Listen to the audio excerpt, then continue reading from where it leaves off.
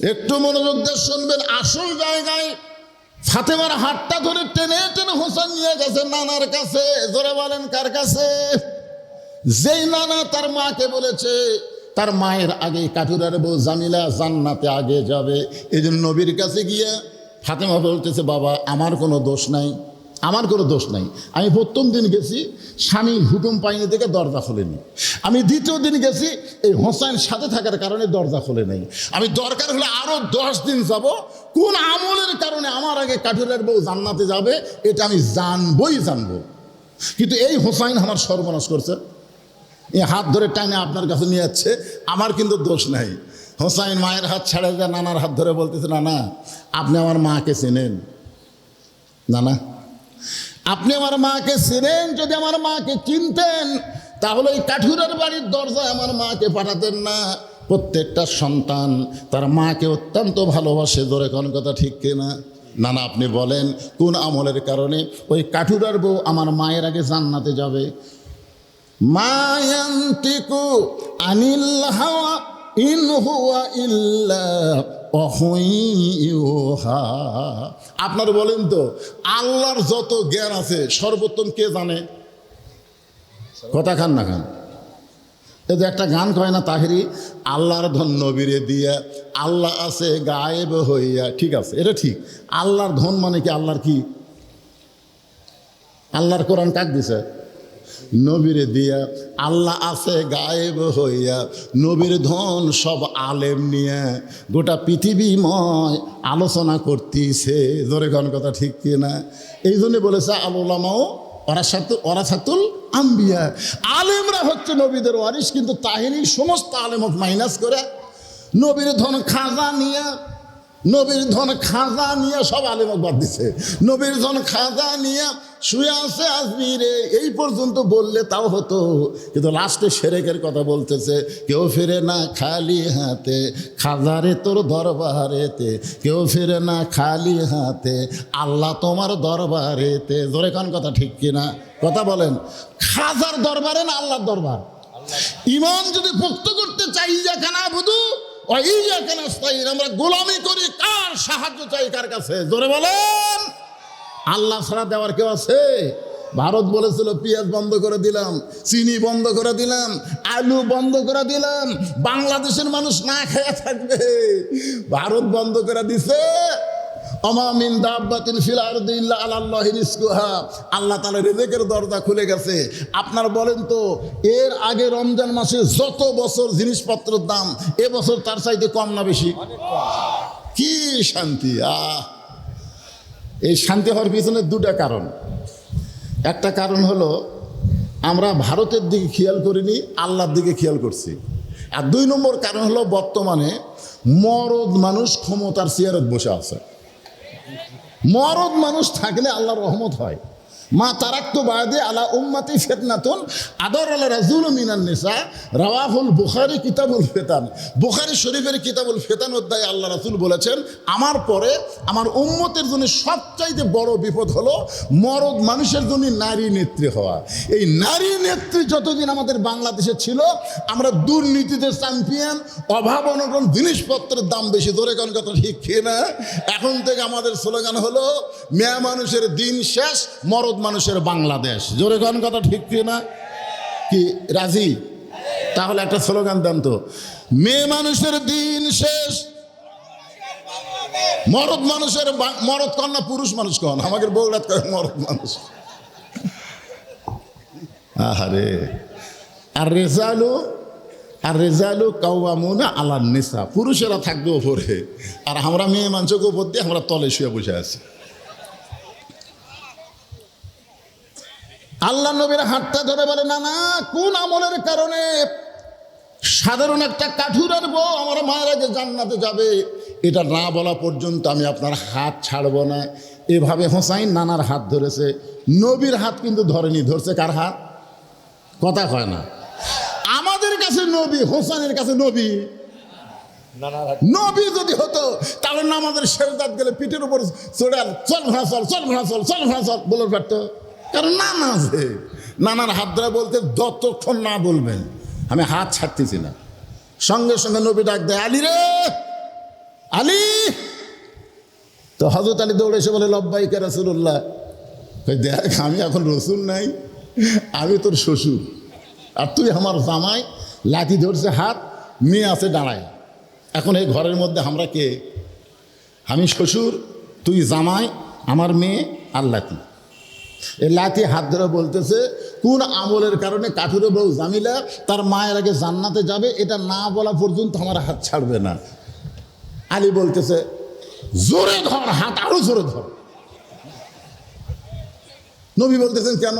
তো কে আগে জান্নাতে যাবে এটা মরদ মানুষও কন, মেয়ে মানুষও কবর গেছেন কেন? আপনি যদি বলেন 1 নম্বর আবু বকর, 2 নম্বর ওমর, 3 নম্বর ওসমান, 4 নম্বর আলী, 5 নম্বর আব্দুর রহমান ইবনে আউফ, 6 নম্বর জুবাইর, 7 নম্বর তালহা, 8 নম্বর সাদ ইবনে আবি ওয়াক্কাস, 9 নম্বর আবু সাঈদ, 10 নম্বর উবাদা ইবনে জাররাহ। এই 10 জনের আশারে মুবাশশারা কোন সাহাবী কোনদিন কইছে যে আবু বকর 1 নম্বর হলো কেন, উমর 1 নম্বর হোক, উমর কেন 2 নম্বর হলো, ওসমান 4 নম্বর হোক, এরকম কে কইছে? মরদ মানুষের ধান্দা হলো জান্নাত তালি হলো। আর আপনি মেয়ে মানুষের কাছে কবর গেছেন অমুকের আগে অমুক জান্নাত যাবি, তো এই হবি। আল্লাহ রাসূল বলেন আলী সেই দিন তোমাকে নিষেধ করেছিলাম, আজকে তোমাকে বলার হুকুম দিলাম, তুমি মেহেরবানি করে বলে দাও। এবার আলী বলতেছেন ফাতেমা কোন আমলের কারণে কাঠুরের বউ জামিলা তোমার আগে জান্নাতে যাবে, তুমি কি শুনবার চাও? ফাতেমা বলতেছে 100 বার শুনবার চাই। আলী বলতেছেন শুনবার গেলে ধৈর্য ধারণ করা লাগবে, কারণ এক মেয়ের প্রশংসা আর এক মেয়ের সামনে করা যায়। মেয়ের তো দূরের কথা, আপনি প্রশংসা যদি হুরেরও করেন বইয়ের কাছে, খালি করে দেখেন। বেলা মানে সময়, মানুষ বলেন আর বেলা বেশি নাই রে। তার মানে আমরা যারা এখানে বসেছি এখন রাত বাঁচতেছে, সামনে আরও বাঁচবে, এভাবে আজকে রাত আমাদের কাছ থেকে ফুরে যাবে। জোরে কোন কথা ঠিক কিনা? আপনি শত চেষ্টা করলেও যে সময় আমাদের কাছ থেকে ফুরে যাচ্ছে ওই সময়কে আর ঘুরে আনা যাবে? এই জন্যে আল্লাহ তাআলা সময়ের কসম করেছেন, সময়ের শপথ করেছেন। সময় অত্যন্ত গুরুত্বপূর্ণ একটা বিষয়। এক সময় আমরা দোয়া দরুদ পড়ে বাচ্চারা কান্নাকাটি করলে মাথায় ফুঁক দিতাম, বাচ্চার কান্নাকাটি ভালো হতো। যদি ভালো না হয় পানি পড়া আয়াতুল কুরসি পড়ে দিতাম, 3 বার খাওয়ালে বাচ্চার কান্নাকাটি করতো না। আর বর্তমান সময়ে দোয়া দরুদ দিয়ে ফুঁফা দেয়া কান্নাকাটি থামান যাচ্ছে না। কান্নাকাটি থামাইতে গেলে মোবাইল চালু করে থামান লাগতেছে। জোরে কোন কথা ঠিক কি না? হ্যাঁ, আমার বাচ্চা হুজুর মোবাইল ছাড়া ভাতই খায় না। এই সময়ে মোবাইল চালু না করলে বাচ্চারা ভাত খায় না। আমাদের সময়ে আমরা সবাই অ্যানালগ, মায়ের পেট থেকে জন্ম নিয়েছি, কোনো সিজার করা লাগেনি। আর বর্তমান সময়ে প্রত্যেকটা মা তার বাচ্চাকে সিজার করে হচ্ছে। জোরে কোন কথা ঠিক কি না? আপনারা বলেন তো নর্মালে বাচ্চা হওয়া আর সিজার করে বাচ্চা হওয়া সমান? বর্তমান সময়ে নর্মালে বাচ্চা খুব কমই হচ্ছে, অধিকাংশ বাচ্চারাই হচ্ছে সিজার করা। আর সিজার করা বাচ্চারা জন্মের আগেই জন্ম নেয়। আপনারা কি বুঝতেছেন? দুনিয়াতে আসার আগেই, দুনিয়াতে আরও 2 দিন পরে নর্মালে আসবে, কিন্তু মায়েরা ওই কষ্ট সহ্য করবে না বলে পেট কাটে। পেট কাটার পরে থেকে বাচ্চা ঘুমের মধ্যে আসে। তখন ডাক্তাররা চিন্তা করে পেট তো কাটলাম, বাচ্চার তো ঘুমই ভাঙেনি। তখন পেটের মধ্য থেকে বের করে এরকম পা ধরে মাথার উপর একটা ঘুরানি দেয়। এই ঘুরানির কারণে বাচ্চা চেতন পায়, এই করে কান্দা ওঠে। ওই যে মাথার ঝাঁকি খায়, এই ঝাঁকি খায় বর্তমান সময়ে বাচ্চাগুলো একটু অস্থির বেশি হয়ে গেছে। জোরে কোন কথা ঠিক কিনা? সময় অত্যন্ত গুরুত্বপূর্ণ একটা বিষয়। সেই সময়কে নিয়ে আল্লাহ তাআলা শপথ করতেছেন, অল আসর, সময়ের শপথ। ইন্নাল ইনসানা লাফি খুসর, নিশ্চয় মানুষগুলো ক্ষতির ভিতরে। নিশ্চয় মানুষগুলো কিসের ভিতরে? ক্ষতির মধ্যে। আল্লাহ যেখানে ইবাদতের কথা বলেছেন সেখানে আল্লাহ বলেছেন অমা খলাকতুল জিন্না ওয়াল ইনসা ইল্লা লিয়াবুদুন, আমি জিন এবং মানুষকে কেবলমাত্র ইবাদতের জন্য সৃষ্টি করছি। কিন্তু যখন ক্ষতির কথা বলতেছেন তখন আল্লাহ দিনক মাইনাস করলেন। এখানে আল্লাহর বলা দরকার ছিল ওই আয়াত অনুযায়ী ইন্নাল জিন্না ওয়াল ইনসানা লাফি খুসর, নিশ্চয় জিন এবং মানুষ ক্ষতির ভিতরে। কিন্তু আল্লাহ তাআলা জিনকে মাইনাস করে দিয়ে শুধুমাত্র মানুষকে ক্ষতির মধ্যে, এ কথা আল্লাহ বলার পিছনে কারণ কি আপনারা জানেন? না জানলে বলবেন জানি না। জানেন? জোরে বলেন জানেন? জানি না বললে জানবার পারবেন। যে ইবাদতের কথা বলার সময় আল্লাহ জিন ইনসান একত্র করলেন, আর ক্ষতির কথা বলার সময় আল্লাহ জিনক বাদ দিয়ে শুধু মানুষকে উল্লেখ করলেন। অথচ সমস্ত সৃষ্টির ভিতরে আল্লাহর সেরা মাখলুকের নাম কি? আরো জোরে বলেন। এই মানুষের কথা বলতে গিয়ে আল্লাহ 4টা শপথ করছে। এই হাঁটুর মধ্যে এটা কেনা কি সামনে এরকম বসা চলবে? বসার সাইজ নাই। হ্যাঁ, দেখেন আল্লাহ শপথ করছেন 4টা, খুব খেয়াল করবেন। অতীন ওয়াজাইতুন ওয়াতুরি সিনিন ওয়াহাযাল বালাদিল আমিন। তারপরে আল্লাহ বলতেছেন লাকাদ খালাকনাল ইনসানা ফি আহসানি তাকবীম। মানুষকে আল্লাহ তাআলা সর্ব উত্তম আকৃতি দিয়া সৃষ্টি করেছে। বলেন সুবহানাল্লাহ। কয়টা শপথ করার কথা বললেন? 4টা শপথের পরে মানুষ যে সুন্দর এ কথা আল্লাহ বললেন। আর সেই মানুষ ক্ষতির মধ্যে আল্লাহ বলতেছেন ইন্নাল ইনসানা লাফি খুসর, নিশ্চয় মানুষগুলো ক্ষতির ভিতরে। আপনারা বলেন তো মানুষ কি লিঙ্গ? লিঙ্গ বোঝেন না? মানুষ না, মানুষের মধ্যে মেয়ে মানুষও আছে, পুরুষ মানুষও আছে। এখানে মানুষ বলতে আল্লাহ শুধু পুরুষকে বুঝাইছে না সব মানুষ? হ্যাঁ, এটা বোঝা লাগবে। সব মানুষের মধ্যে আপনারা সাধারণত 2টাই বোঝেন, একটা পুরুষ আর একটা কি।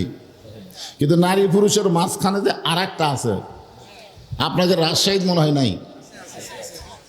নারী পুরুষের মাঝখানে আর একটা আছে, তার নাম কি? উভয়লিঙ্গ।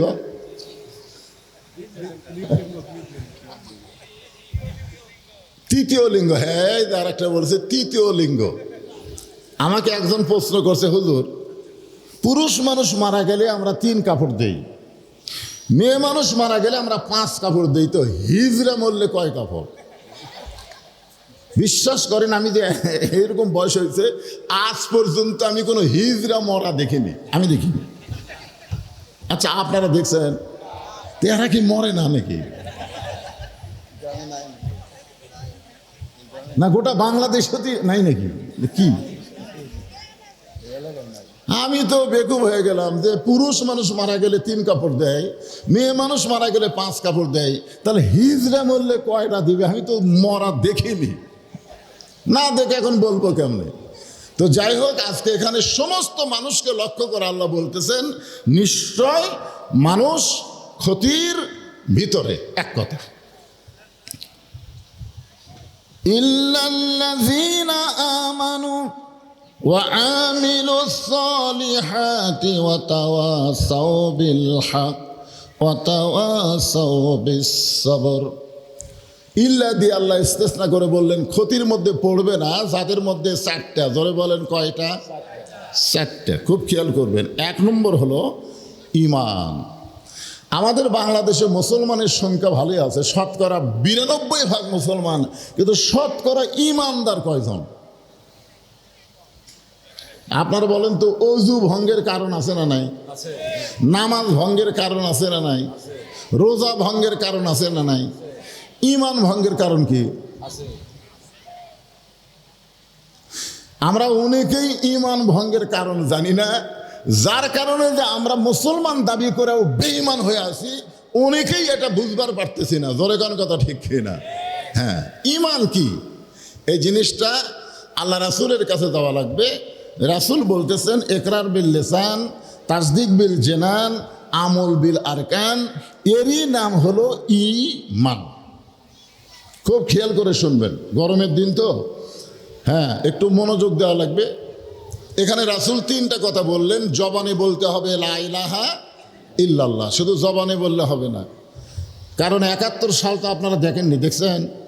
অনেকেই দেখেননি। এখানে ইয়ং জেনারেশন দ্বিতীয় স্বাধীনতা কয়। 24 সালের 5ই আগস্ট দ্বিতীয় স্বাধীনতা। প্রথম স্বাধীনতা আর দ্বিতীয় স্বাধীনতা। আমাদের বাংলাদেশ 2বার স্বাধীন হলো, আবার হয়তো সামনে হবি। সব ছেলেরা ঢাকার যা জড়ো হচ্ছে, জোরে কোন কথা ঠিক কিনা? আর একটা স্বাধীনতা হওয়া লাগবে। এই সুপ্পুকে সরানোর জন্যে একটা আন্দোলন চলতেছে, জোরে কোন কথা ঠিক কিনা? হয়তো এটা হলো কবি তৃতীয় স্বাধীনতা। তো যাই হোক, স্বাধীন মানে আমরা বুঝি না স্বাধীন মানে কি, এটা বুঝাবো ইনশাল্লাহ সূরা আসর দিয়া। তো এখন ৭১ সালে যখন পাকিস্তানের পাঞ্জাবি সৈন্যরা আমাদের বাংলাদেশে আইছিল, তখন হিন্দুরা ওদেরকে দেখেই বলতো লা ইলাহা ইল্লাল্লাহ, লা ইলাহা ইল্লাল্লাহ, লা ইলাহা ইল্লাল্লাহ। তখন বলতো বিলকুল ঠিক হয়, ঠিক হয়, ঠিক হয়। ৯ মাস পরে যখন দেশটা স্বাধীন হলো, তখন আমার এলাকার হিন্দুরা বলেছে মুসলমানের কলমার দাম আছে। তা আমি বললাম, আপনি হিন্দু হয়ে মুসলমানের কলমার দাম কেমনে বুঝলেন?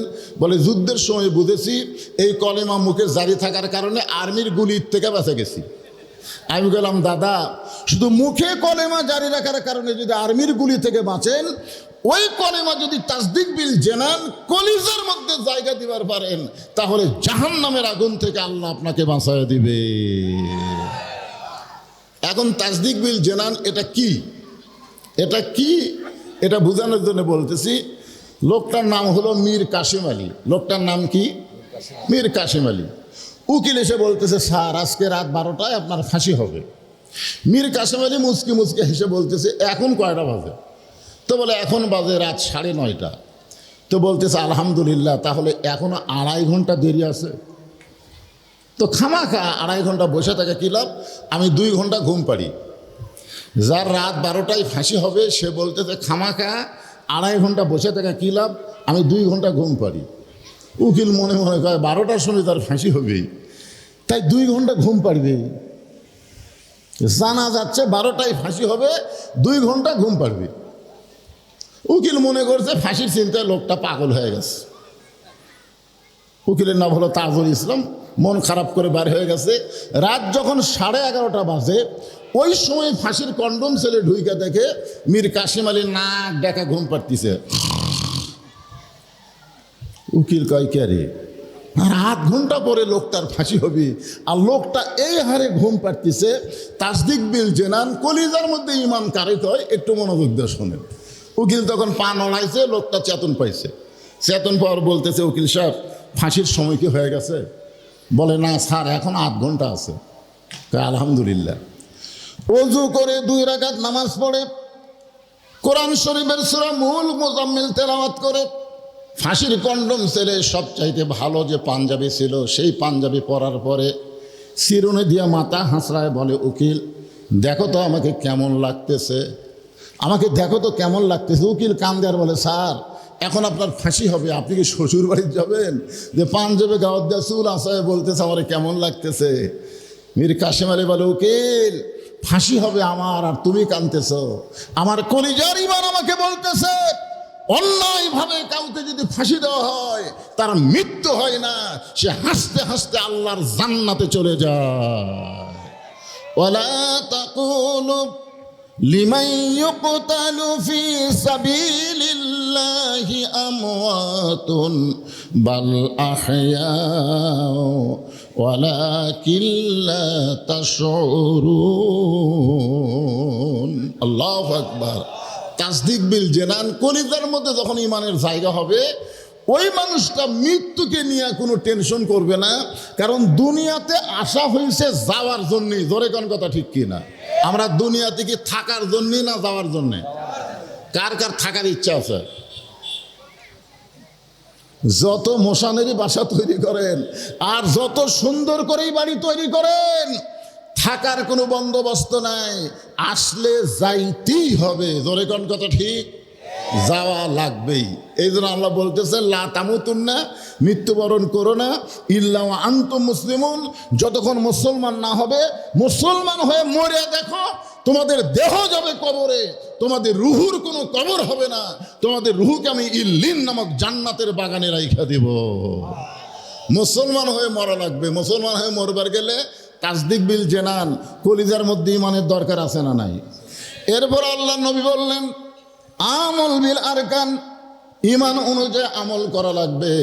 আপনারা বলেন তো, ইমান অনুযায়ী আমল করবার গেলে 1 নম্বর আমলের নাম কি?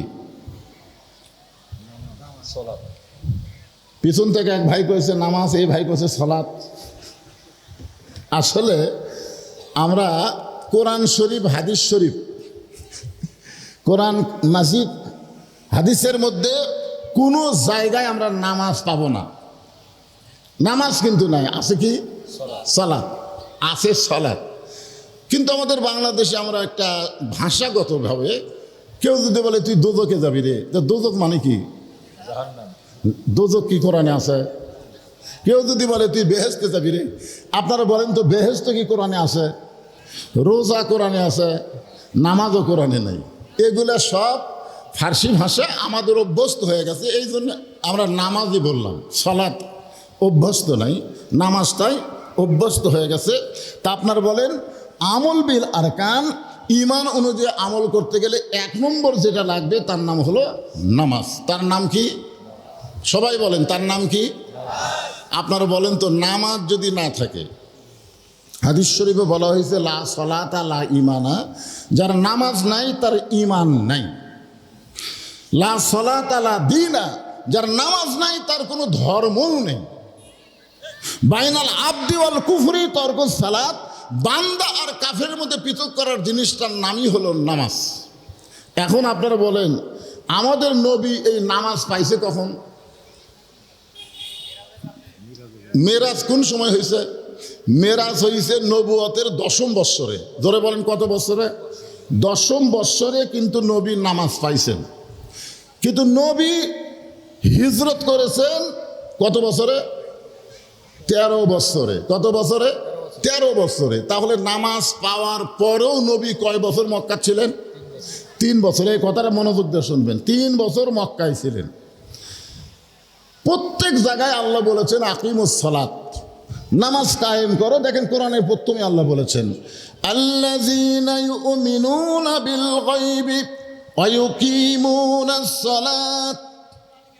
যেখানে আল্লাহ নামাজের কথা বলেছে সেখানে নামাজ কায়েমের কথা বলেছে। নামাজ পড়ার কথা গোটা কোরআন মাজিদের একটা জায়গা তো নাই। জোরে কোন কথা ঠিক কিনা? আপনার বলেন তো, নামাজ পড়ার কথা আছে? তো বর্তমানে আমাদের বাংলাদেশে যেটা চলতেছে, এটা কি নামাজ কায়েম না নামাজ পড়া?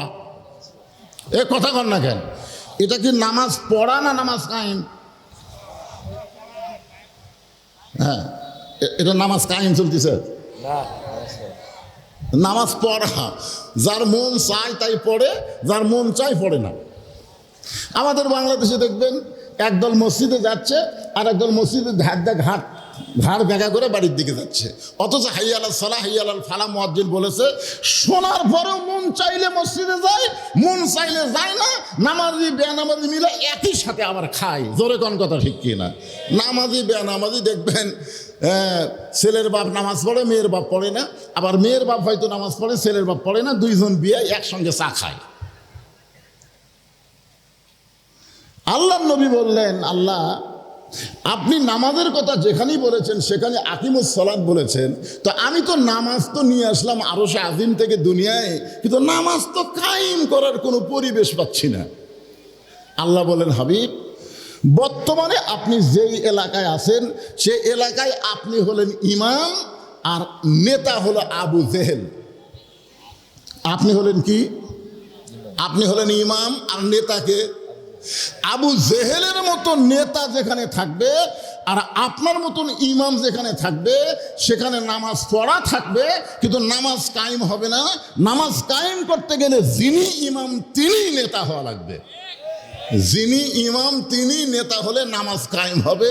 এই জন্য আল্লাহ কোরআনে বলেছেন আল্লাযীনা ইম্মাক্কান্নাহুম ফিল আরদ, যখন মুসলমানের মধ্যে কাউকে ক্ষমতার আসন দেওয়া হবে তার 1 নম্বর দায়িত্ব হলো পদ্মা সেতু নির্মাণ করা। নাকি পদ্মা সেতু? 1 নম্বর দায়িত্ব হলো যমুনা ব্রিজ। 1 নম্বর দায়িত্ব মাদক মুক্ত সমাজ। 1 নম্বর দায়িত্ব বাল্য বিয়ে বন্ধ করা। এগুলো সবই দায়িত্ব হতে পারে, তবে 1 নম্বর দায়িত্ব হলো আকামুস সালাত, নামাজ কায়েম করা। ধরে কোন কথা ঠিক কি না?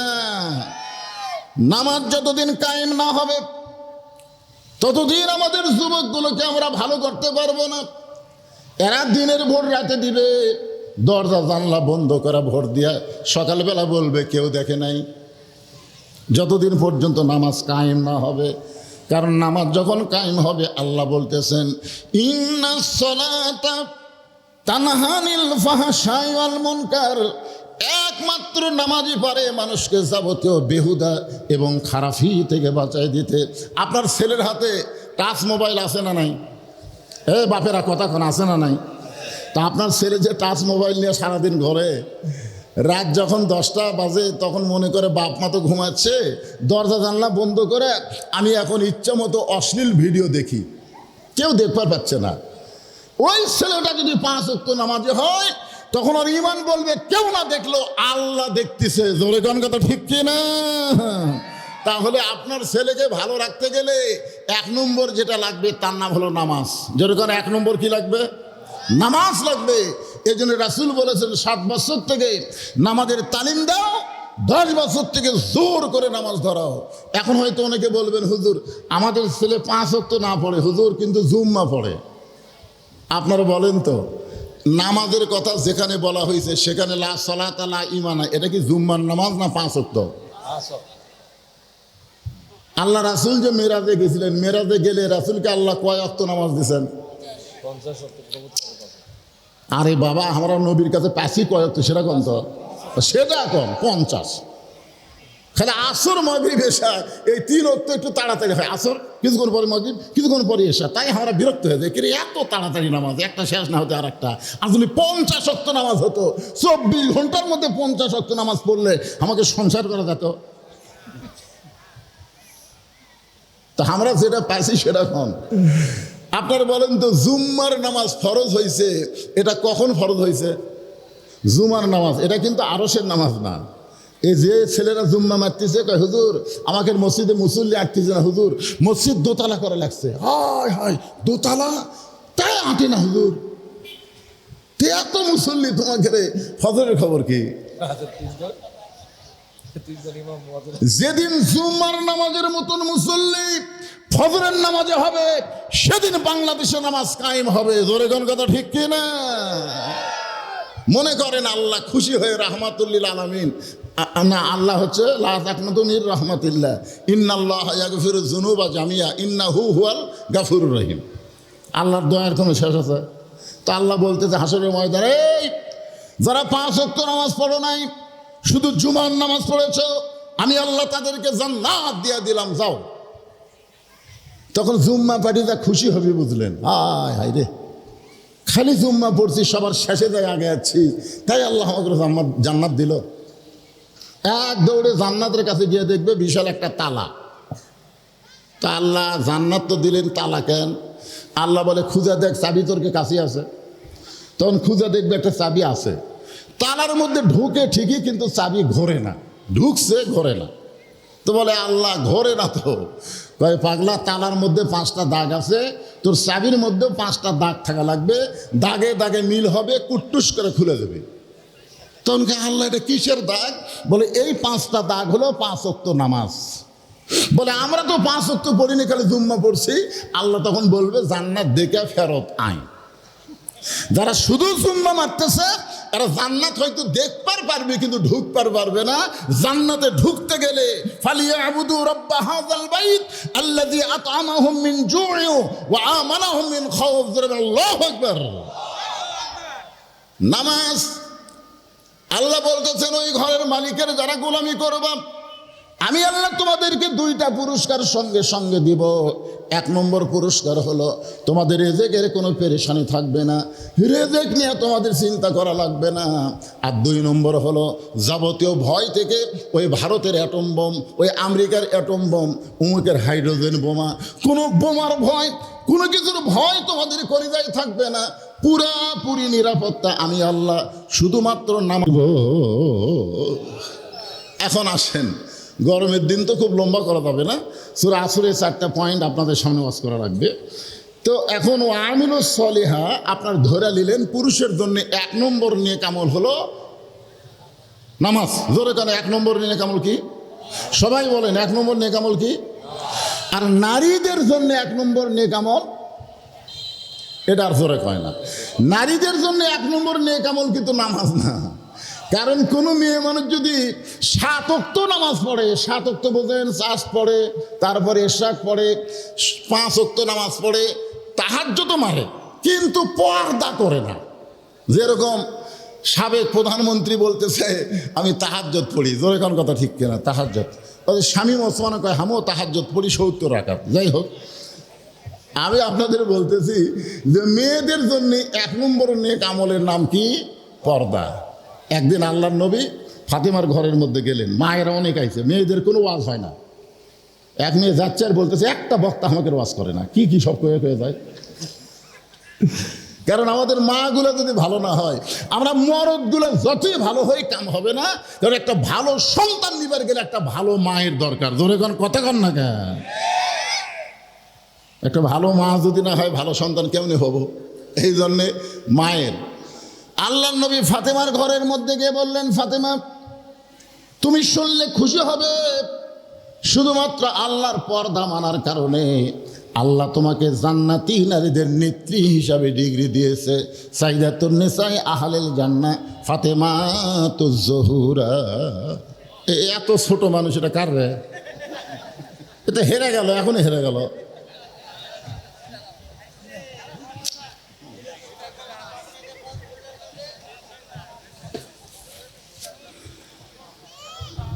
প্রশ্ন করছি জুম্মার নামাজ কখন শুরু দিয়ে হ্যাঁ, বড় মেয়েদের বললেন না, যে প্রশ্ন করতেছি কি বলছিলাম? জুম্মার নামাজ কখন ফরজ হয়েছে বললেন না, যে মদিনা যখন রাষ্ট্র গঠন হচ্ছে তখন। রাষ্ট্র কায়েম হওয়ার পর। রাষ্ট্র কায়েম বলবো, তবে কি ওয়াজ শেষ করছি? আমি শেষ করছি। হিজরার কয় কাপড় সেটা বলবো না আমি?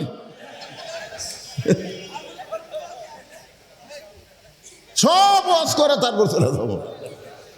সুবহানাল্লাহ। ফাতেমা খুব খুশি হয়ে গেছে, সেই খুশি। মায়েরা একটু মনোযোগ দেওয়া শোনেন, আপনাদের ওয়াজ শুরু হয়ে গেল। আল্লাহ রাসূল বললেন, ফাতেমা তুমি জান্নাতীদের নেত্রী হলে কি হবে? আল্লাহ তোমার আগে একজন মেয়েকে জান্নাত দিবে। যেই বলছে তোমার আগে একজন মেয়েকে জান্নাত দিবে, সঙ্গে সঙ্গে ফাতেমার মনটা ভার। রাসূল বললেন, আল্লাহ তোমাকে জান্নাতীদের নেত্রী বানাছে, কিন্তু তুমি নেত্রী হলে কি হবে? তোমার আগে একটা মেয়েকে আল্লাহ জান্নাত দিবে। ফাতেমা মন ভার করে বলতেছে, বাবা আল্লাহ আমাকে জান্নাতের নেত্রী বানালো, কিন্তু আমার আগে একটা মেয়েকে জান্নাত কেন দিবে? মেয়েদের মধ্যে একটু হিংসা আছে, কিন্তু নাই? আছে না নাই? আছে। যেরকম হাসিনা প্রধানমন্ত্রী হওয়ার পরে খালেদা শাশুড়ি যদি বেঁচে থাকে, কারণ এই যদি বেঁচে থাকে তাহলে তো যে কোনো সময় আবার দেখেন তো হাসিনা কিভাবে গেল, আর খালেদা কিভাবে গেছিল লন্ডনে, আবার কিভাবে ফেরত আসলো। কত মানুষ তাকে সাদর সম্ভাষণা জানালো, সম্মান দেওয়ার মালিককে। তো ইজ্জুমান তাশা অতুজিল্লুমান তাশা বিয়াদিকাল খায়র ইন্নাকা আলা কুল্লি শাইইন কদির। এটা হাসিনা বুঝেইনি। একসময় হাসিনা বলতেছে, আমি আর্মির বাড়ির থেকে কেন বার করছি? এই সব অহংকারী কথা বলছে। এটা মেয়ে মানুষের মধ্যে বেশি হয়। আমার বড় মেয়ে মাছের তরকারি পাক করে আমাকে খাবার দিয়েছে, তা আমি খাচ্ছি, মেয়েটা আমার সামনে ঘুর ঘুর করে ঘুরতেছে। আমি বুঝবার পারছি আমার মেয়ে কিছু শুনবার চায়, তাছাড়া ঘরে গেল। তাই বললাম, মা বাংলাদেশে বহু জায়গা তো ওয়াজ করছি, মা এত সুন্দর মাছের তরকারি কেউ দেয়নি, মনে হয় মধু। তখন মেয়েটা আর এক টুকরো আমার দিছে। আমি মেয়েদের মুখে হাসি ফুটায় যখন খাচ্ছি, তাকাই দিকে ওর মাও খালি গাল ফুলে বসে আছে। আমি বললাম, কে গো তোমার কি আছে? এখন থেকে মেয়ের বাড়িতে পার হয়ে যান, আপনার মেয়েই পারে, আমি পারি। আমি তখন করলাম, এরা কি জাত রে? মেয়ের প্রশংসা করলে মা বেজার হয়, এই জাতের নামই হলো নারী জাত। জোরে কোন কথা ঠিক কিনা? ফাতেমা বললেন, বাবা কোন আমলের কারণে যে মেয়েটা আমার আগে জান্নাতে যাবে, ওই মেয়েটার বাড়ি কোথায়, মেয়েটার পরিচয় কি? আল্লাহ নবী বললেন, ফাতেমা ওই যে একটা জঙ্গল দেখতেছো, বলে হ্যাঁ। ওই জঙ্গলের সামনে ছোট্ট একটা বাড়ি, ঝুবড়ি বাড়ি, বলে হ্যাঁ। ওই বাড়িটা হলো একটা কাঠুরিয়ার বাড়ি। ওই কাঠুরিয়ার বিবি জামিলাকে আল্লাহ তোমার আগে জান্নাত দিবে। সঙ্গে সঙ্গে ফাতেমা বলে, বাবা সাধারণ একটা কাঠুরিয়ার বউ জামিলা এমন কি আমল করলো যে আমল করার কারণে আমার আগে আল্লাহ জান্নাত দিবে? রাসূল বললেন, ফাতেমা কোন আমলের কারণে আল্লাহ তোমার আগে তাকে জান্নাত দেবে। যদি তুমি জানবার চাও তাহলে তদন্ত করে জেনে নাও। পরের দিন আসরের নামাজের পরে ফাতেমা চুপি চুপি পর্দানিশি ফাতেমা চুপি চুপি জামিলার বাড়ির দরজায় জামিলা জামিলা বলে ডাকতেছে। জামিলার দরজায় যেই বলছে যে আমারে কে ডাকেন, বলে আমি নবীর মেয়ে ফাতেমা, তোমার বাড়িতে একটু ঢুকবার চাই। জামিলা ছোট্ট বাচ্চার মতন কান্দের বলে আমার সারা জীবনের সাধনা ছিল একটা বারের জন্য নবীর মেয়েকে দেখা। ফাতেমা বলতেছে তাহলে কান্দার কি দরকার, দরজা খুললি তো আমার সঙ্গে তোমার দেখা হবে। জামিলা বলতেছে আমি দরজা কেমনে খুলবো, আমার স্বামী এখন বাড়িতে নাই, আর স্বামীর হুকুম ছাড়া নবীর মেয়ে ফাতেমার জন্যে দরজা খুলতেও আমি বড় ভয় পাই। ফাতেমা চমকে উঠছে, ওরে বাবা রে, একটা মেয়ে মানুষের সাথে একটা মেয়ে মানুষ দেখা করবে, এখানেও বলে স্বামীর হুকুম লাগবে। তাও সাধারণ মেয়ে না, নবীর কলিজার টুকরা ফাতেমা। জামিলা বলতেছে আজকের মতো আপনি ফেরত যান, আগামীকালে এই সময় আসা মাত্রই আমি দরজা খুলে দেব, কারণ আমার স্বামী কাঠ বিক্রি করে যখন বাড়িতে আসবে স্বামীর কাছ থেকে আমি হুকুম নিয়ে রাখবো। স্বামী যদি হুকুম দিয়ে দেয় আগামীকাল আসা মাত্রই আমি দরজা খুলে দেব। ফাতেমার আগ্রহ বেড়ে গেল, যে মেয়েটার স্বামীর হুকুম ছাড়া ফাতেমার জন্য দরজা খুলবে না, এই মেয়েটার বাড়ির মধ্যে আমার ঢুকতেই হবে। এমন কি আমল করে যে আমল করার কারণে আমার আগে আল্লাহ তাকে জান্নাত দেবে। ফাতেমার ভিতরে জিদ চেপে গেল, চলে গেলেন বাড়িতে। পরের দিন বিকেলবেলায় ফাতেমা চুপি চুপি যখন জামিলার বাড়ির দিকে রওনা দিছে, এমন সময় ফাতেমার সামনে একটা ছোট্ট বাচ্চা দাঁড়ায় বলতেছে মা, গতকাল বিকেলবেলা আপনাকে অনেক খুঁজেছি কিন্তু আমি পাই নাই, আজকেও বিকেলবেলা চোরের মতন কোথায় যান, আমিও আপনার সঙ্গে যাবার চাই। ওই বাচ্চাটার নাম হলো হোসাইন। ফাতেমা চিন্তায় পড়ে গেল, হাসান যদি হইতো তাহলে বুঝান যাইতো, কিন্তু হোসাইন যে কেমনে বুঝাই। হোসাইন বলো যেদি ওই ছোট্ট হোসাইন মাত্র 4.5 বছর বয়স। ছোট্ট হোসাইনকে নিয়ে ফাতেমা যখন জামিলার বাড়ির দরজায়, হোসাইন বলতেছে মা, এই সাধারণ ভাঙ্গা বাড়ির দরজায় আপনি গতকাল আইছিলেন, আজকেও কেন আইলেন মা? এই বাড়িতে এমন কি আছে যেই বাড়িতে আমার মা গতকাল আইছে আবার আজকেও চলে আইছে? এমন সময় ফাতেমা বলে জামিলা দরজা কি খুলবা না? জামিলা বলতেছে 1 ঘন্টা হলে দরজায় দাঁড়িয়ে আছি, আপনি আসা মাত্রই দরজা খুলে দেব। ফাতেমা বলতেছে তাহলে দরজা খুলে দাও। জামিলা বলতেছে একটা বাচ্চা মা মা বলে ডাকলো, সেই বাচ্চাকে যদি সাথে করে ঢুকতে চান তাহলে আজকের মতো আপনি ফেরত যান, কারণ আপনার জন্যে আমার স্বামী দরজা খোলার হুকুম দিয়েছে, কিন্তু আপনি বাচ্চার সঙ্গে করে নিয়ে আসবেন। সে বাচ্চার সহ দরজা খোলার হুকুম তো আমি নেই নাই। সঙ্গে সঙ্গে হোসেন চিল্লায় বলে মা, এই মেয়েটা অত্যন্ত খারাপ মেয়ে, যে মেয়েটা আমি হোসেন সঙ্গে থাকার কারণে দরজা খুলতেছে না, এই মেয়েটা কখনো ভালো মেয়ে হতে পারে না।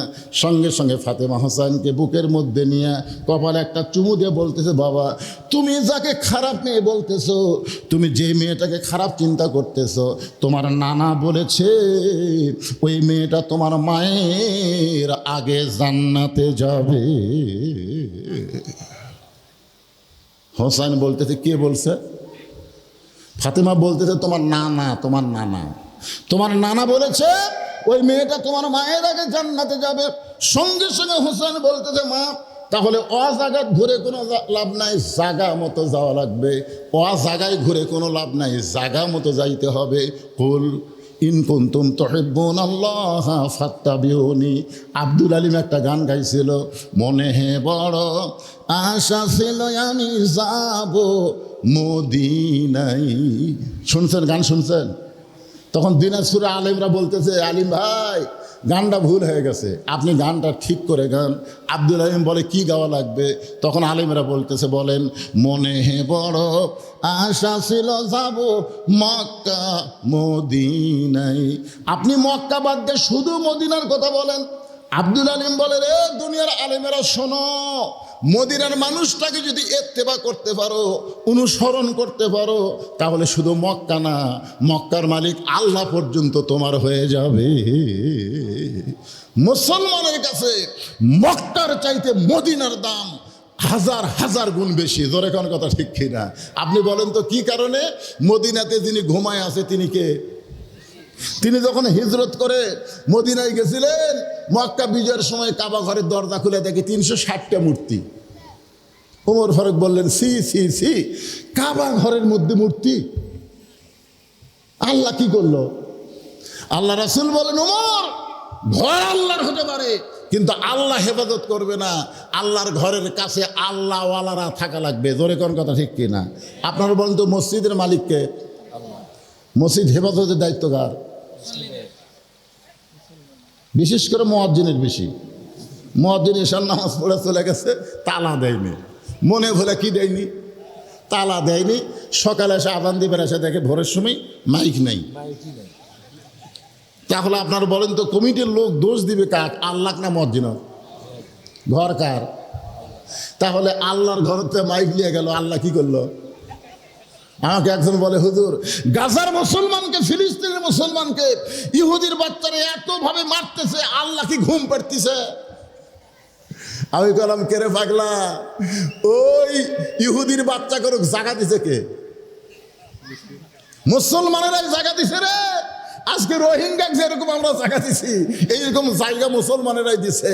এখনো ওই ফিলিস্তিন, ওই গাজার আশেপাশে অসংখ্য মুসলিম দেশ আছে। জোরে কোন কথা কন না কেন? একবার যদি পেশাব করে দেয়, ইসরায়েল পেশাবের স্রোতে ভাসে যাবে। আপনি জানেন, গোটা পৃথিবীতে মাত্র 80 লক্ষ ইহুদি আর 250 কোটি মুসলমান। আচ্ছা, 250 কোটি মুসলমান যদি একসাথে পেশাব করে দেয়, ওই 80 কোটি থাকবি? হ্যাঁ হ্যাঁ, কয়েকদিন আগে ভারতের মোদি তো সেই রকম মোশান মারছে। একজন আবারও যে একটা আছে পশ্চিম বাংলার, ওই তর্ক পাকিস্তানকে ধ্বংস করতে বলে 1 ঘন্টায় রাখবি না। আজকে গালো থাকতে কান্দিস কে? সব বিমানবন্দর বন্ধ হয়ে গেছে, এমন মারিছে বুঝলেন পাকিস্তান। মুসলমানও চিনিস না তো? পাকিস্তানের একজন নেতা বলেছে, মুসলমান মরলে শহীদ, বাঁচলে গাজী, আর হিন্দুরা মরলে জাহান্নাম যাবি কোথায়? জোরে কোন কথা ঠিক কিনা? ভাইজান, একটু মনোযোগ দিয়ে শুনবেন। আসল জায়গায় ফাতেমার হাতটা ধরে টেনে টেনে হোসেন নিয়ে গেছে নানার কাছে। জোরে বলেন, কার কাছে? যেই নানা তার মাকে বলেছে, তার মায়ের আগে কাঠুরার বউ জামিলা জান্নাতে আগে যাবে। এই জন্য নবীর কাছে গিয়ে ফাতেমা বলতেছে, বাবা, আমার কোনো দোষ নাই, আমার কোনো দোষ নাই। আমি প্রথম দিন গেছি, স্বামী হুকুম পাইনি দেখে দরজা খোলেনি। আমি দ্বিতীয় দিন গেছি, এই হোসেন সাথে থাকার কারণে দরজা খোলে নাই। আমি দরকার হলে আরও 10 দিন যাব, কোন আমলের কারণে আমার আগে কাঠুরের বউ জান্নাতে যাবে এটা আমি জানবো। কিন্তু এই হোসেন আমার সর্বনাশ করছে। এই হাত ধরে টানে আপনার কাছে নিয়ে যাচ্ছে, আমার কিন্তু দোষ নাই। হোসাইন মায়ের হাত ছাড়া যায়, নানার হাত ধরে বলতেছে, নানা, আপনি আমার মাকে চেনেন?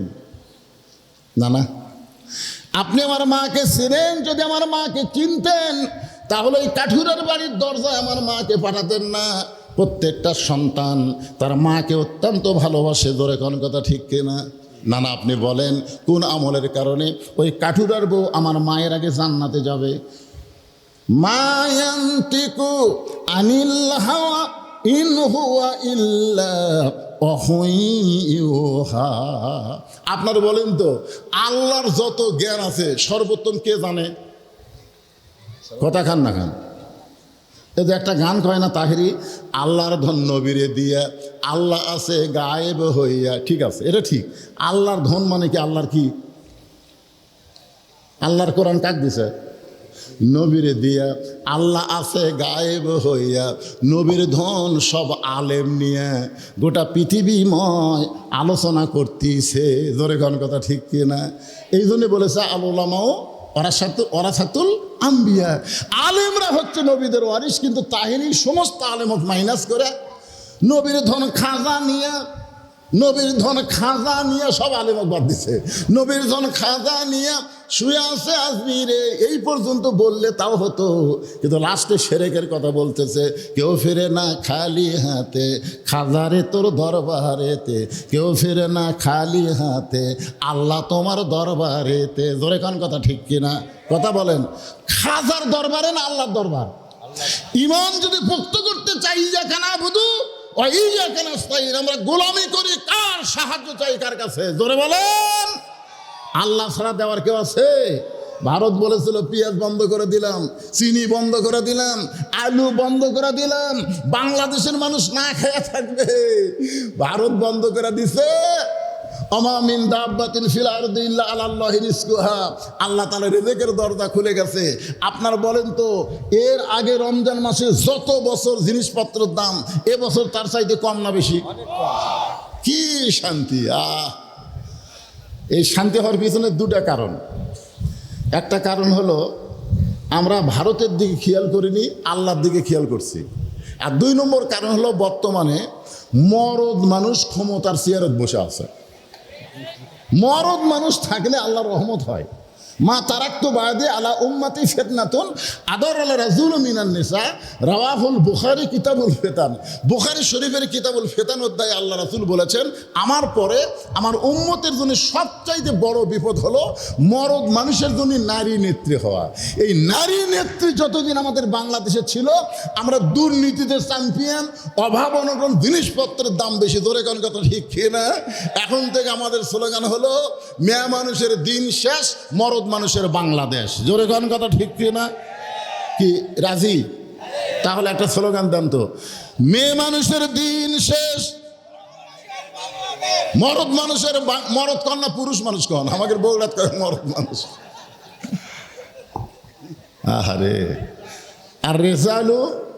আর রেজালু কাওয়ামুনা আলান নিসা। পুরুষেরা থাকবে ওপরে, আর আমরা মেয়ে মানুষকে উপর দিয়ে আমরা তলে শুয়ে বসে আছি।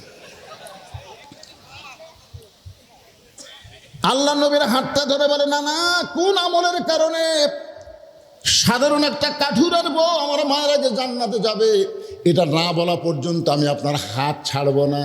এভাবে হোসাইন নানার হাত ধরেছে, নবীর হাত কিন্তু ধরেনি। ধরছে কার হাত? কথা কয় না। আমাদের কাছে নবী, হোসাইনের কাছে নবী। নবী যদি হতো তাহলে না আমাদের শেরদাত গেলে পিঠের উপর চড়ে চল ঘোড়া চল, চল ঘোড়া চল, চল ঘোড়া চল বলে পারতো। কারণ নানা আছে, নানার হাত ধরে বলতে যতক্ষণ না বলবেন আমি হাত ছাড়তেছি না। সঙ্গে সঙ্গে নবী ডাক দেয়, আলী রে, আলী। তো হযরত আলী দৌড়ে এসে বলে, লব্বাইকা রাসূলুল্লাহ। দেখ, আমি এখন রসুল নাই, আমি তোর শ্বশুর, আর তুই আমার জামাই। লাঠি ধরছে হাত, মেয়ে আছে দাঁড়ায়। এখন এই ঘরের মধ্যে আমরা কে? আমি শ্বশুর, তুই জামাই, আমার মেয়ে আর লাঠি। এই লাঠি হাত ধরে বলতেছে, কোন আমলের কারণে কাঠুরে বউ জামিলা তার মায়ের আগে জান্নাতে যাবে, এটা না বলা পর্যন্ত আমার হাত ছাড়বে না। আলী বলতেছে, জোরে ধর হাত, আরো জোরে ধর। নবী বলতেছেন, কেন? তো কে আগে জান্নাতে যাবে এটা মরদ মানুষ কন, মেয়ে মানুষ কবর গেছেন কেন? আপনি যদি বলেন 1 নম্বর আবু বকর, 2 নম্বর ওমর, 3 নম্বর ওসমান, 4 নম্বর আলী, 5 নম্বর আব্দুর রহমান ইবনে আউফ, 6 নম্বর জুবাইর, 7 নম্বর তালহা, 8 নম্বর সাদ ইবনে আবি ওয়াক্কাস, 9 নম্বর আবু সাঈদ, 10 নম্বর উবাদা ইবনুল জাররাহ। এই 10 জনের আশারে মুবাশশারা কোনো সাহাবী কোনোদিন কইছে যে আবু বকর 1 নম্বর হলো কেন, উমর 1 নম্বর হোক, উমর কেন 2 নম্বর হলো, ওসমান 4 নম্বর হোক, এরকম কে কইছে? মরদ মানুষের ধান্দা হলো জান্নাত তালি হলো। আর আপনি মেয়ে মানুষের কাছে কবর গেছেন, অমুকের আগে অমুক জান্নাত যাবি, তো এই হবি। আল্লাহ রাসূল বলেন, আলী, সেই দিন তোমাকে নিষেধ করেছিলাম, আজকে তোমাকে বলার হুকুম দিলাম, তুমি মেহেরবানি করে বলে দাও। এবার আলী বলতেছেন, ফাতেমা, কোন আমলের কারণে কাঠুরের বউ জামিলা তোমার আগে জান্নাতে যাবে, তুমি কি শুনবার চাও? ফাতেমা বলতেছে, 100 বার শুনবার চাই। আলী বলতেছেন, শুনবার গেলে ধৈর্য ধারণ করা লাগবে, কারণ এক মেয়ের প্রশংসা আর এক মেয়ের সামনে করা যায়। মেয়ের তো দূরের কথা, আপনি প্রশংসা যদি হুরেরও করেন বইয়ের কাছে, খালি করে দেখেন। কোনোদিন একদিন একটু হুরের প্রশংসা বইয়ের কাছে করে দেখেন, বউ কি করে খালি দেখতেন। কোনো মেয়ে মানুষের প্রশংসা তো করাই যাবে না, খালি হুরের প্রশংসা করছি আমার বইয়ের কাছে।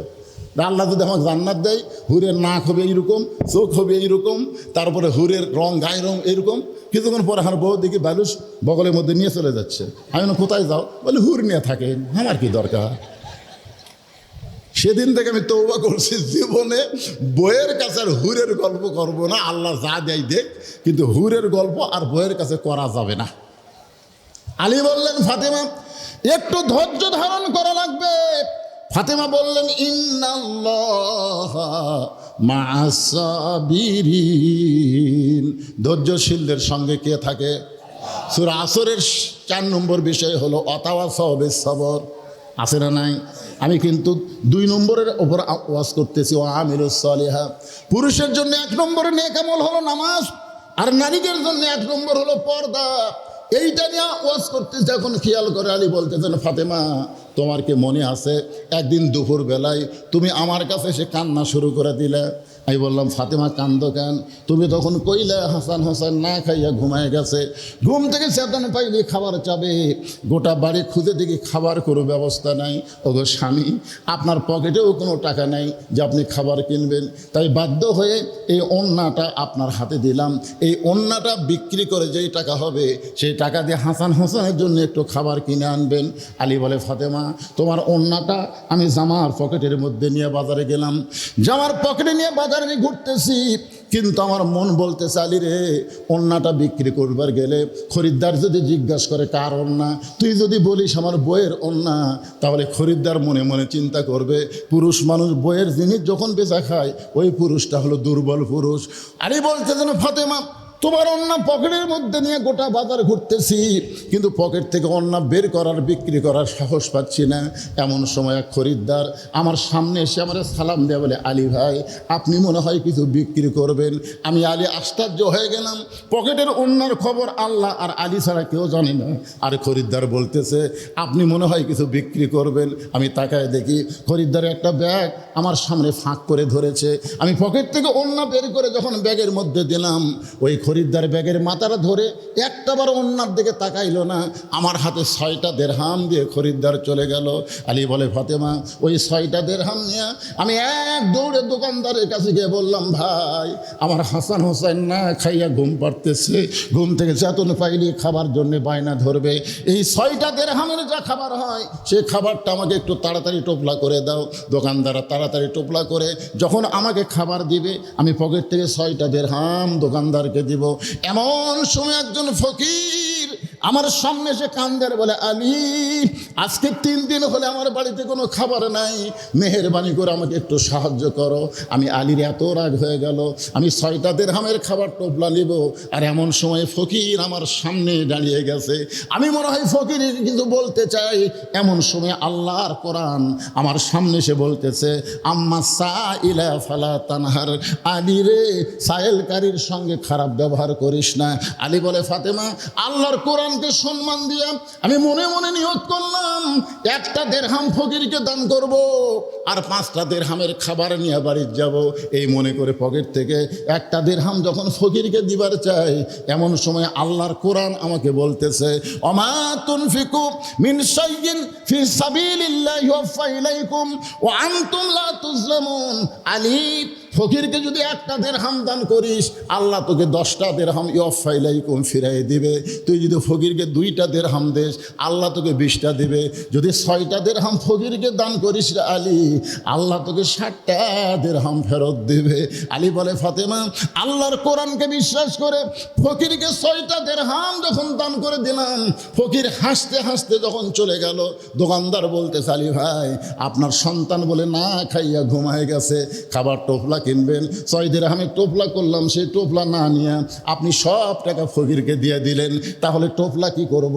আলী বলতেছেন, আমার টোপলা দেওয়া হবে না, 2 বস্তা খাবার প্যাকেট কর। দোকানদারকে 2 বস্তা খাবার প্যাকেট করতে বলে হয়তো আলী বাজারের মধ্যে ঘুরতেছেন, মনটা বড় ভার, আবার কোরআনের প্রতি অগাধ বিশ্বাস। জোরে গান সুবহানাল্লাহ। আল্লাহ বলেছেন, ওয়াফা ইলাইকুম ওয়া আনতুম লা তুজলামুন। গোটা বাজারের মধ্যে হযরত আলী ঘুরতেছে, এমন সময় রাস্তা দিয়ে এক ব্যক্তি উট নিয়ে আসতেছে। আসার সময় আলীকে ডাক দিয়ে বলে, আলী ভাই অযথা বাজারে ঘুরে কোনো লাভ নাই, এই উটটা কি আপনি কিনবেন? আলী বলতেছে, 1টা পয়সাও আমার পকেটে নাই, আমি উটটা কেমনে কিনবো? উটওয়ালা বলতেছে, 100 দেরহামে উটটা বাকি কিনবেন, বিক্রি করে আপনি আমাকে টাকা দিবেন, আপনি কি বাকিও কিনতে পারবেন না? আলী বলতেছেন, ফাতেমা জীবনে এত বড় সুযোগ আমি কোনোদিন পাই নাই, 100 দেরহামে বাকিতে উটটা কিনলাম। উটটা কিনে যখন উটের বিক্রির বাজারে গেলাম, চারিদিক থেকে খরিদ্দার আমাকে ঘিরে ধরে বলতেছে, আলী ভাই আপনি শিক্ষামন্ত্রী কবে থেকে এই উট বেচা কেনা শুরু করলেন? নবী যখন মদিনার রাষ্ট্রপতি ছিলেন ওই সময় হযরত আলী হচ্ছেন শিক্ষামন্ত্রী, ধরে কোন সুবহানাল্লাহ। আবু বকর যখন মদিনার খলিফা ছিলেন ওই সময় শিক্ষামন্ত্রী ছিলেন হযরত আলী। ওমর ফারুক যখন মদিনার খলিফা ছিলেন ওই সময় শিক্ষামন্ত্রী হলেন হযরত আলী। ওসমান গনি যখন মদিনার খলিফা হলেন ওই সময় শিক্ষামন্ত্রী হলেন হযরত আলী। আরে খলিফা পরিবর্তন হয় কিন্তু শিক্ষামন্ত্রী পরিবর্তন হয় না, ধরে কোন সুবহানাল্লাহ। আজকে বাংলাদেশে আলীর মতো যদি একটা শিক্ষামন্ত্রী আমরা পাইতাম তাহলে প্রাইমারি ভিক্ষা করে চালান লাগতো, এ মাদ্রাসা ভিক্ষা করা লাগতো না। কারণ আল্লাহ রাসূল বলেছেন, খায়রুকুম মান তাআল্লামাল কুরআন ওয়া আল্লামা। ওই ব্যক্তি সবচাইতে সম্মানী যে আল্লাহর কোরআন শিখেছে এবং অপরকে কোরআনের শিক্ষা দেয়। আজকে আগডম বাগডম ঘোরানোর সাথে ঢাক ঢোলক ঝাঁঝর বাজে, এই মিথ্যা শিক্ষা দিয়ে মাস গেলে 50,000 টাকা বেতন পায়। আর জালিকাল কিতাবু লা রাইবা ফিহি হুদাল লিল মুত্তাকিন, আল্লাহর কোরআন শিক্ষা দিয়ে ভিক্ষা করা ছাড়া কোনো বেতন নাই।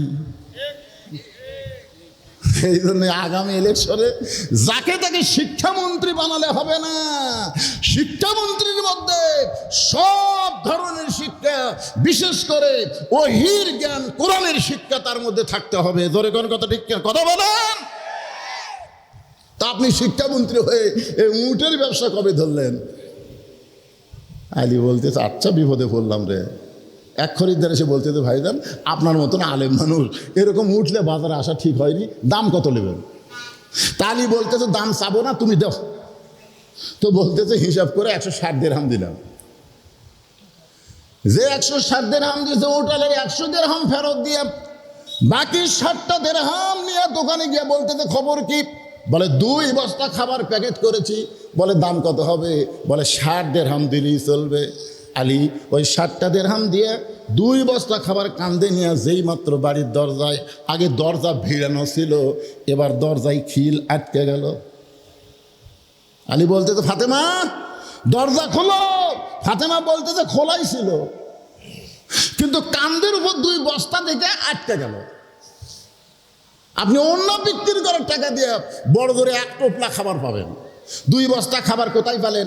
যতক্ষণ না বলবেন ততক্ষণ দরজা খুলবো না। দরকার হলে হাসান হোসেন না খেয়ে মরবে, কিন্তু কোথায় 2 বস্তা খাবার পেলেন?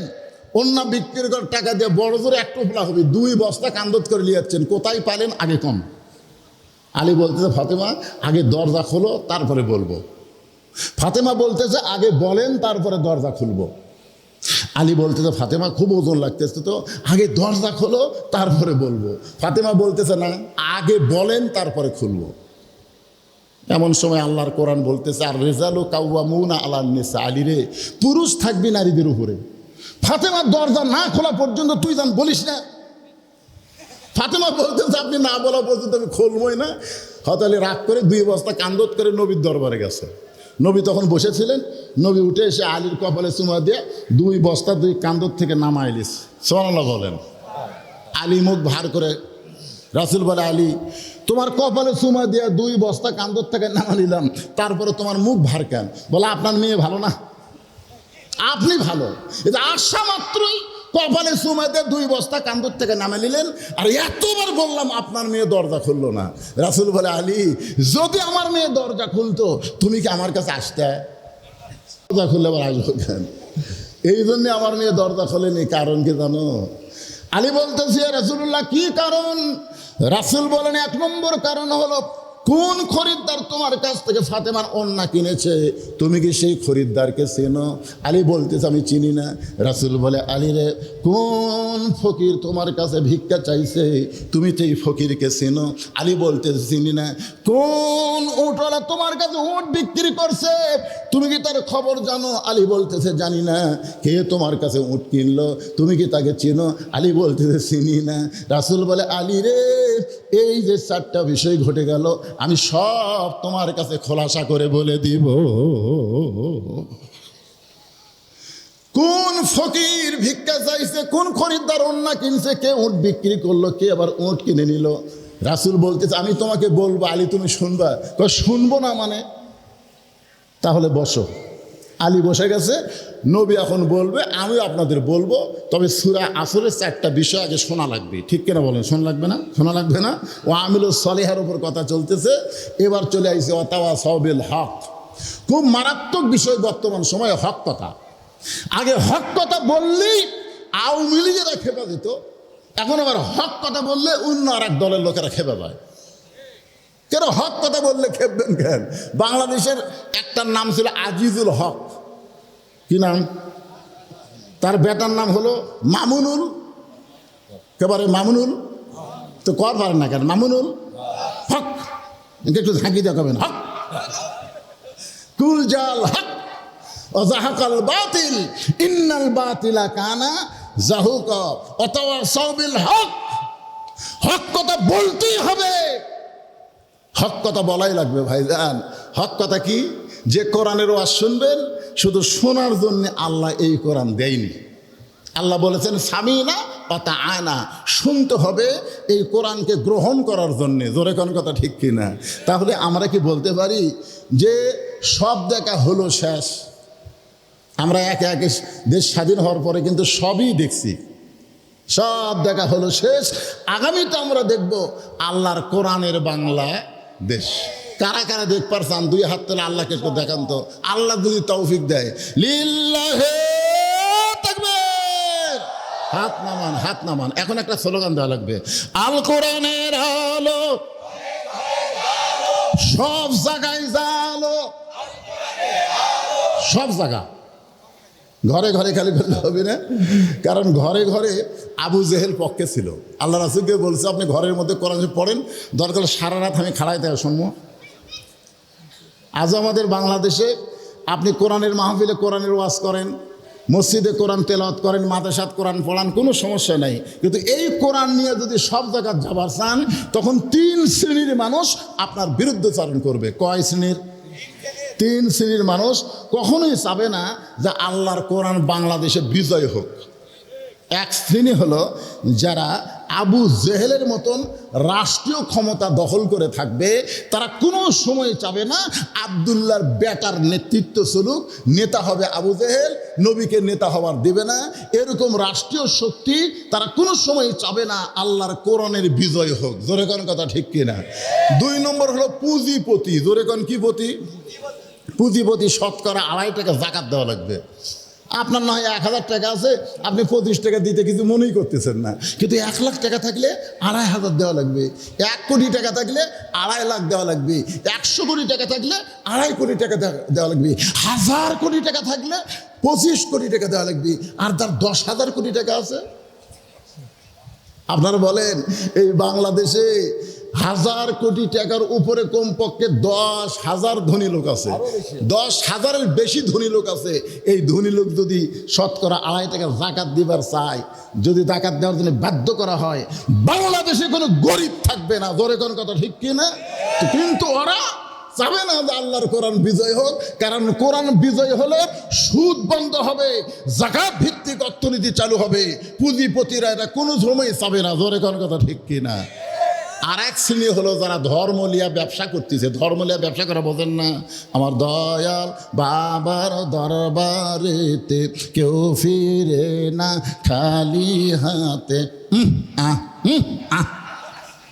আসে না নাই? সব তাগত করে গরু টরু নিয়ে আমাদের বগুড়া থেকে যাচ্ছে। কে বাবা কোথায় যাচ্ছেন? হুজুর দোয়া করবেন, বাবার দরবারে যাচ্ছি। কে তোর বাপ নাই? তুই যে বাবার দরবারে গরু নিয়ে যাস, তোর কি বাপ নাই? ওই বুড়া বুড়ি বাসে আছে, আর বাপকে বুড়া বুড়ি বানাচ্ছে, আর 18 রক বানাচ্ছে বাবা। এই সময় সমস্ত মাজারপন্থীরা, পীর পূজারীরা কোনো সময় চাবে না আল্লাহর কোরআন বিজয় হোক, কারণ কোরআন বিজয় হলে ওগুলো ধান্দা ধর্ম ব্যবসার চলবে না। ধরে কোন কথা ঠিক কিনা? ওয়াতাওয়াসাউ বিল হক, এই হকের উপর কথা বলে লাস্টে হবে ওয়াতাওয়াসাউ বিস সবর। এখন আমি আপনাদের কাছে, আলী কিন্তু বসে আছে, আর নবী বলতেছে, আলী রে, ফাতেমার অন্যা কে কিনেছে তুমি কি শুনবা? আলী কি বলতেছে? শুনবে না? আপনারা কিন্তু একটা কথা এখানে আমি কিন্তু বলছি, ওমা তুনফিকু মিন শাইইন ফি সাবিলিল্লাহি ওয়াফা ইলাইকুম ওয়া আনতুম লা তুজলামুন। হযরত আলী কিন্তু নিজের হাসান হোসেন না খেয়ে ঘুম পাড়তিছে, ঘুমোর থেকে উঠাই খাবার চাবি, কিন্তু যখন কোরআন সামনে এসে বলতেছে আম্মা সাইরা ফালা তানহার ওমা তুনফিকু মিন শাইইন, তখন হযরত আলী কিন্তু ওই বাচ্চাকে দিকে খেয়াল করেনি, আল্লাহর কোরআনকে খেয়াল করে যা ছিল সব আল্লাহর রাস্তায় দান করেছে পাবার আশায়। এখন আপনাকে কি সে বিশ্বাস হয়? আলী তো শুনবি, আপনারাও শুনবেন, কিন্তু আপনাকে কি বিশ্বাস হয় যে আপনার দান করলে আবার ফেরত পাবেন, ওয়াফা ইলাইকুম, আল্লাহ ফিরাইয়ে দিবে? এটাকে আপনাদের বিশ্বাস হয়? কার কার বিশ্বাস হয়? আল্লাহকে একটু হাত দেখান তো দেখি। লিল্লাহু আকবার, হাত নামান। আমি মাদ্রাসার জন্যে, আমার জন্যে দরজা খোলে না, নবীর মেয়ে ফাতেমার জন্যে আমার হুকুম ছাড়া যে বউটা দরজা খোলে না, আমি সারা জীবন বউকে কিছুই দিবার পারিনি। আমি একটা গরিব স্বামী হয়ে তোমার কাছে দোয়া করি, আমার জামিলাকে তুমি সবার আগে জান্নাত দিও। আলী বলে, ফাতেমা তুমি নবীর মেয়ে, খাতুনে জান্নাত, আমি কোনোদিন তোমার জন্য দোয়া করিনি, কারণ তুমি তো জান্নাতে যাবে। কিন্তু স্বামীর দোয়া যে আল্লাহ ফেরত দেয় না, ওই কাঠুরার দোয়া আল্লাহ ফেরত দেয়নি বলে জামিলাকে বলবে, রে জামিলা, ওই আমার খাতুনে জান্নাত ফাতেমার উটটা টেনে টেনে তুমি জান্নাতে নিয়ে যাও। জামিলা এসে অন্যার আগা ধরে উটটাকে টেনে টেনে নিয়ে যাবে, তুমি ফাতেমা মনে করবা আমি জান্নাতে যাচ্ছি। কিন্তু আল্লাহর কৌশল হলো, তোমার পা জান্নাতে পড়ার আগে ওই জামিলার পা জান্নাতে আগে যাবে। সঙ্গে সঙ্গে ফাতেমা চিল্লায় বলে, আল্লাহ, যে মেয়েরা পর্দার মধ্যে থাকবে আর যে মেয়েরা স্বামীর হুকুম মতো চলবে, স্বামীর কথা মতো চলবে, স্বামীকে শ্রদ্ধা করবে, এই সকল মেয়েদেরকে ফাতেমা জামিলার সঙ্গে আল্লাহ জান্নাত দিও। আমার মায়েরা যারা পর্দার অন্তর আছেন, আপনাদের 1 নম্বর আমল হলো পর্দা। পর্দা যদি না থাকে কোনো ইবাদত আল্লাহ কবুল করবে না। আর 2 নম্বর আমল হচ্ছে স্বামীর কথা মতো চলা, নিজের ইচ্ছা মতো চলতে পারবেন না। আল্লাহ রাসূল বলেছেন, আল্লাহর পরে কাউকে যদি সেজদা দেওয়ার হুকুম থাকতো তাহলে প্রত্যেকটা স্ত্রীকে বলতাম স্বামীর পায়ে সেজদা করো, কিন্তু আল্লাহ ছাড়া কাউকে সেজদা দেওয়ার হুকুম নাই। এই কথার দ্বারা আল্লাহ বুঝাই দিলেন, মেয়ে মানুষের কাছে সবচাইতে দামি ওই মহান ব্যক্তি আল্লাহর পরেই হলো তার স্বামী। আপনারা বলেন তো, আমাদের মা বোনদের জন্য ওয়াজ কি কম হচ্ছে না? ঠিক আছে, মাশাআল্লাহ। ওই ওরা যাওয়ার সময় বলতেছে, আমার জামাই ওয়াজ করতেছিল, আমি আসতেছিলাম, একটা ওয়াজও করে না, সন্ধ্যার থেকে বসে আছি, মেয়ে মানুষের কোনো ওয়াজই করে না। তা আমি সেদিন মেয়ে মানুষের ওয়াজ করে দিলাম, অতাওয়া সাহাবিল হকের উপর কথা হয়েছে, এবার শেষ হলো অতাওয়া সাহাবিল সবর। একটু মনোযোগ দিয়ে শোনা লাগবে ভাইজান। অতাওয়া সাহাবিল, এই মুরব্বীরা উঠলেন কেন? একটা পয়েন্ট, এই পয়েন্টটা শুনলেই সূরা আসর আপনাকে কমপ্লিট হয়ে যাবে। আপনারা বলেন তো, যে মেয়ের কোনোদিনও বাচ্চা হয়নি, বিয়ে হয়েছে, এবার প্রথম বাচ্চা হবে, ওই কি প্রসব বেদনা বোঝায়? আপনারা বলেন প্রসব বেদনা বোঝায়? কিন্তু প্রসব বেদনা কিন্তু কঠিন একটা ব্যথা। কি বলবো প্রসবের কথা, মা বিনে সেই ব্যথা কেউ তো বুঝিবে না। মাজন ঠেকিয়া সন্তানের দেয়, অকালে মা মারা যায়, কেন সে মায়ের ভক্তি করো না? এমন দরদি ভবে কেউ হবে না আমার মা গো। প্রসব ব্যথা শুরু হয়েছে। আমার বউকে আমি বলছিলাম যে প্রসব ব্যথা যখন তোমাদের শুরু হয় কিভাবে শুরু হয়? তার বউ বলতেছে, আপনি মরদ মানুষ, শুনে কি করবেন? আমি বললাম, ওয়াজ করি তো, যদি বলা লাগে। তো বলতেছে, শোনেন, বাচ্চা বার হবে নিচের দিকে। আপনারা বলেন তো, মেয়েদের বাচ্চা নিচ দিয়ে বার হবে না? কিন্তু ব্যথা কলজা কামড়া ধরে, এত ব্যথা হয়। এক সময়, এটা প্রথম তো কোনোদিনও বাচ্চা হয়নি, প্রথম বাচ্চা হচ্ছে, মরে যাবো, গলার দড়ি দিব, বিষ খাবো, এই জীবন আর রাখবো না, এরকম চিল্লাচিল্লি যেই করতেছে, দাদি নানি দৌড়ে এসে ধাক্কা ধাক্কা ঘর তোলে, কিসের মরবুরে, কিসের গলার দড়ি, কিসের বিষ খাবে, সব জোর করে শোয়া দিয়ে ঠান্ডা পানির মধ্যে নরম কাপড় চুবড়ায় কপালে দেয়, আর বলে, ধৈর্য ধর, অতাওয়া সাহাবিল সবর, ধৈর্য ধর। তুই কি জানিস, বাপের পায়ের তলে সন্তানের জান্নাত নয়, মায়ের পায়ের তলে সন্তানের জান্নাত। আপনারা বলেন তো, সন্তানের জান্নাত কার পায়ের তলে? মায়ের পায়ের তলে সন্তানের জান্নাত। এত অধৈর্য হলে তুই কেমনে মা হবি? তোর পায়ের তলে কেমনে সন্তানের জান্নাত হবে? ধৈর্য ধর। কই আর কে পারতেছি না, কই ধৈর্য ধর।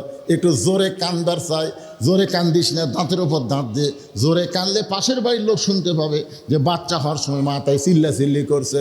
দাঁতের ওপর দাঁত দেয়, ধৈর্য ধারণ করে। দাদি আর নানি কি করে, ওই নরম কাপড় চুবড়ায় কভারের ওপর দেয়, ওই দাঁতের ওপর দাঁত দেয়, ধৈর্য ধারণ করে। সবই সবর, ধৈর্য ধারণ করতে যে কত কষ্ট, নিজেদের রক্ত বের হচ্ছে। এক সময় বাচ্চা ধাইমা টান মারছে, বাচ্চা বের হয়ে গেল, কিন্তু মার আর হুঁশ নাই, মা বেহুশ হয়েছে। এখন মায়ের কি হয়েছে, মা তো বেহুশ অবস্থায় পড়ে আছে। বাচ্চাকে গোসল করায় ওই বাচ্চা যখন মায়ের বুকের উপর দেয়, বাচ্চার দেহের পরশে মা হুঁশ ফিরে পায়। মা হুঁশটা যখন ফিরে পায়, তখন বাচ্চাকে আলগা হাতের উপরে নিয়ে মুখে গলায় সুমা খাই। দাদি নানি বলতেছে, সুমা কেন খাচ্তেছিস? এরই জন্যে গলার দড়ি দিবার চাইলি, এর জন্য বিষ খাবার চাইলি, এক লাত্তি মারা ফেলা দে, ই তো তোকে কষ্ট দিয়ে দুনিয়াতে আসছে, এক লাত্তি মার, একে সুমা খাস না। মা তখন বলে, দাদি গো, কষ্টের পরে এত শান্তি আমি আগে বুঝি নাই, কষ্টের পরে এত শান্তি এই বাচ্চা যখন বুকের ওপর পাইছি, আমার প্রসব ব্যথা আমি সব ভুলে গিয়েছি। 15.5 বছর হাসিনা কষ্ট দিয়েছে, তার আগে আমাদেরকে কষ্ট দিয়েছে। যারা কোরআনের আন্দোলন করে, কোরআনের বিজয় চায়, অনেকের ফাঁসি হয়েছে, অনেকের জেল হয়েছে। আমি এই পর্যন্ত 9 বার জেলে গেছি। আমাকে রিমান্ডে নিয়ে আমার আঙ্গুল ভেঙে দিয়েছে। এত কষ্ট আমরা সহ্য করেছি, প্রসব বেদনার মতন কষ্ট সহ্য করেছি। কষ্ট সহ্য করে কারো ফাঁসি হয়ে গেল, কারো জেলখানার মধ্যে, আবার ডাক্তার হাসপাতাল নিয়ে গিয়ে হত্যা করা হলো। কোরআনের পাকে আল্লামা সাঈদীকে এত নির্যাতনের পর, এত কষ্টের পরে, মা যেমন সন্তানকে বুকে পাইলে সব কষ্ট ভুলে যায়, আর প্রসবের কোনো কষ্ট থাকে না। আমার সব কষ্ট ভুলে যাব যেদিন আল্লাহর কোরআন দেয়া বাংলাদেশ চলবে, আর বাংলার আকাশে কলেমার পতাকা পথ করে উড়বে। এই জন্য আমাদের ধৈর্য ধরার দরকার আছে না নাই? জোরগান আছে না নাই?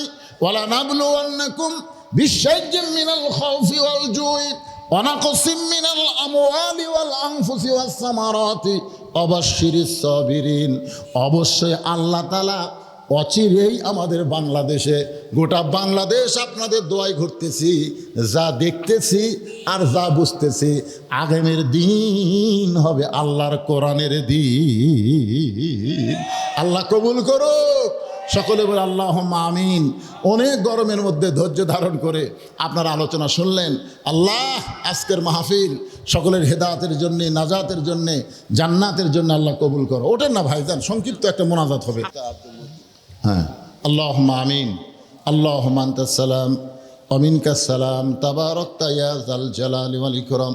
মাবুদ, কঠিন গরমের মধ্যে আল্লাহ তোমার বান্দারা ধৈর্য নিয়ে এত রাত পর্যন্ত ওয়াজ শুনেছে। আল্লাহ আজকের মাহফিলকে আল্লাহ তুমি কবুল করে নাও। আল্লাহ এই মাহফিলের শুরু থেকে শেষ পর্যন্ত যত আলোচনা হয়েছে, আল্লাহ সমস্ত আলোচনাকে কবুল করে নাও। আল্লাহ আল্লাহ আমরা যারা হাত তুলেছি, আমাদের পিতা মাতা আপনজন যারা কবরে চলে গেছে, মেহেরবানি করে রব্বির হামহুমা কামা রব্বায়ানি সগীরা, ওগো রব্বির হামহুমা কামা রব্বায়ানি সগীরা। আল্লাহ আমাদের বাপ মার কবরকে জান্নাতের টুকরা বানাও, আমাদের দাদা দাদি নানা আত্মীয় স্বজনের কবরকে জান্নাতের টুকরা বানিয়ে দাও। আল্লাহ এই মাদ্রাসাকে কিয়ামত পর্যন্ত কবুল কর। আল্লাহ এই মাদ্রাসায় নগদে বাকিতে যারা দান করেছে, আল্লাহ সব দানগুলোকে জান্নাতের বিনিময়ে কবুল করে নাও। আল্লাহ আমার পাশে মুরব্বী বসে আছে, তার ছেলে এবং ছেলের স্ত্রী হজে যাবে, দোয়া চেয়েছে, সুন্দরভাবে হজ করার হজে মাবরুর তাদেরকে দান করে দাও। আল্লাহ আজকের মাহফিলের সম্মানিত সভাপতিকে আল্লাহ কবুল করো, সহসভাপতিকে কবুল করো, প্রধান অতিথি বিশেষ অতিথি আল্লাহ কবুল করো, আলেম ওলামাদের কবুল করো, হাদিস সাহেবদের কবুল করো, মুরব্বীদের কবুল করো, যুবকদেরকে কবুল করো। আল্লাহ আমার মা বোনদেরকে কবুল করো। আল্লাহ আবিদা সালেহা পর্দানিসে কবুল করে মা ফাতেমার চরিত্র দান করো। আমি অসুস্থ, আমার মতো অসুস্থ অবস্থায় যারা হাত তুলেছে, আল্লাহ সবাইকে সুস্থতার নিয়ামত দান করে দাও। এত গরম হলো, মনে হচ্ছিল আজকে বৃষ্টি হবে। আল্লাহ মাহফিল শেষ পর্যন্ত বৃষ্টি হয়নি, সুন্দরভাবে পরিবেশে মাহফিল সমাপ্ত হলো। আল্লাহ তোমার শুকরিয়া আদায় করে আলহামদুলিল্লাহ আলহামদুলিল্লাহ। সুবহানা রাব্বিকা রাব্বিল ইজ্জাতি আম্মা ইয়াসিফুন ওয়া সালামুন আলাল মুরসালিন আলহামদুলিল্লাহি রাব্বিল আলামিন। ওয়ারহামনা মাহুম বিরহমাতিকা ইয়া আরহামার রাহিমিন। আসসালামু আলাইকুম ওয়া রাহমাতুল্লাহি ওয়া বারাকাতুহু।